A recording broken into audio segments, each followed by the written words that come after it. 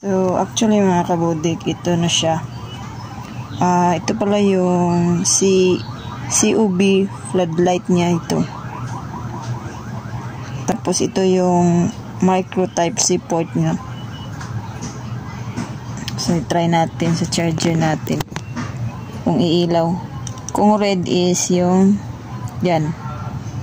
Yung charge siya. Tapos yung green yung full charge niya. So, yan. Tapos, ito is pang-open ng bottle opener. Red door, so wala na, finish na. Ano pa yung gusto nyo i-open. Tapos, pwede nyo ilagay dito. Ito siya. Ilagay nyo sa gilid ng pants nyo.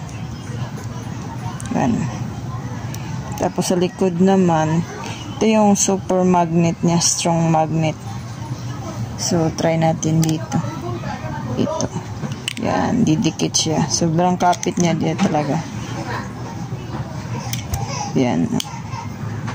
Sobrang kapit niya talaga. Tapos, pwede nyo ring i-display ng ganyan. Ganyan, nakaganyan siya.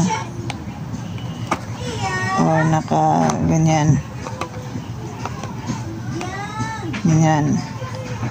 So, maraming pwede din ihang ninyo. Meron siyang lagayan dito. Dito. Ito naman yung on and off niya. So, dito naman is ganyan nyo lang. Steady siya. Pang dalawang click nyo ay low. Pangatlo is yung blinker naman. Kung sa daan kayo, pwede nito parang tawag din parang alarm sa daan kung nasiraan kayo. Dito sa mga nagmamotor o nagbabike kasi maliit lang siya. Yan. Parang masang liit lang talaga. So, rechargeable to mga kabudiks. Rechargeable keychain light. So, ito is fully aluminum yung dito niya. Sa gilid, aluminum talaga siya. At quick charger din kasi naka type C siya. Yun.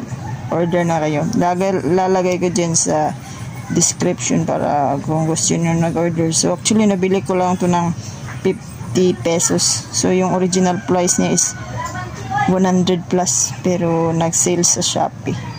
Kaya sulit. For daily use to. Kasi palagi tayo nagbibiyahe gabi. So, kapag nasiraan tayo, perfect talaga. So, don't forget to like, comment, share, and subscribe mga kabudiks. Thank you!